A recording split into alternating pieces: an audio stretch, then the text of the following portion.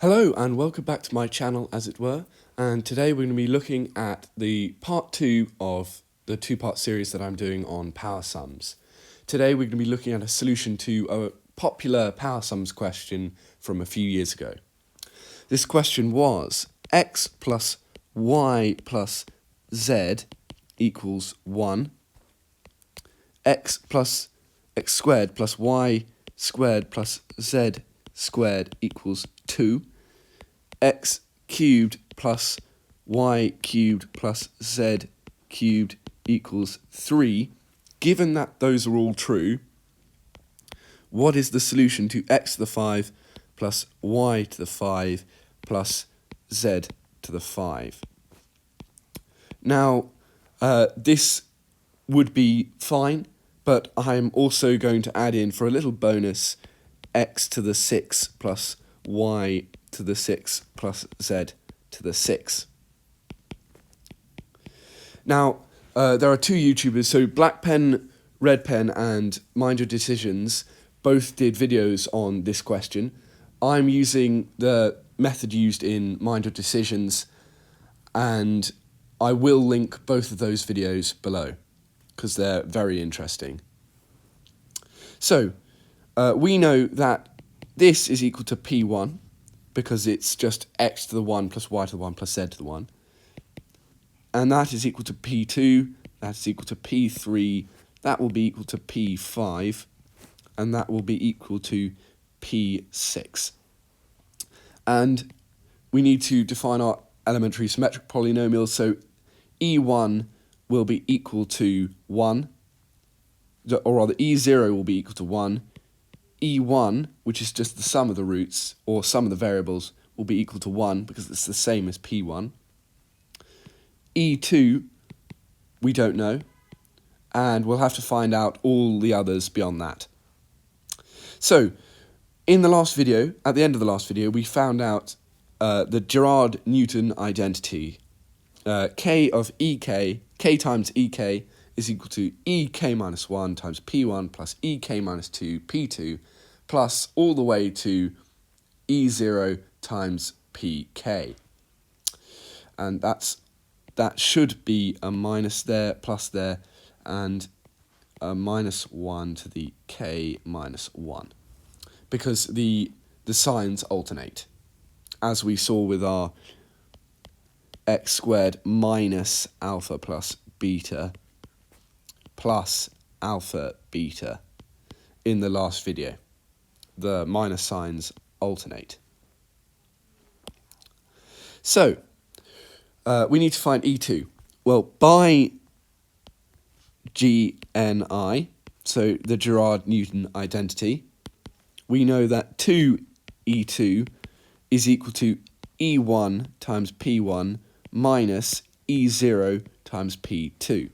And we know what P2 and P1 are, and we know what E1 is, and we know what E0 is. So therefore we can say that 2E2 is equal to, so E1 is 1, P1 is also 1, so that's 1, minus E0 is 1, P2 is 2, minus 2, so therefore and that will be equal to minus 1, and therefore we can say that E2 is equal to minus 1 over 2. Next we need to find E3, and by the Gerard-Newton identity, we can say that 3E3 will be equal to E2 times P1 minus E1 times P2 plus E0 times P3. And therefore 3E3 will be equal to E2, which we know is minus half, times P1. So that will be minus a half because P1 is 1, and anything times 1 stays as itself. So minus a half, minus E1 is just 1, times P2, which is 2, so minus 2, plus 1 times 3, and therefore 3E3 is equal to 1/2, and therefore E3 is equal to 1/6. Now it gets slightly more complicated. We want to find E4, so by the Gerard-Newton identity, we have 4E4 is equal to E3P1 plus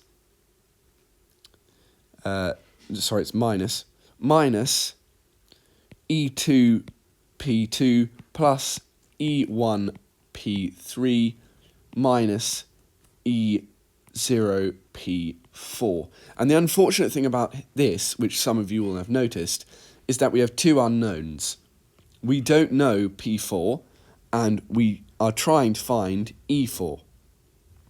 However, we do actually know E4, because we know that ER is equal to 0 for all R greater than N, and N in this case is 3, therefore E4 will be equal to 0.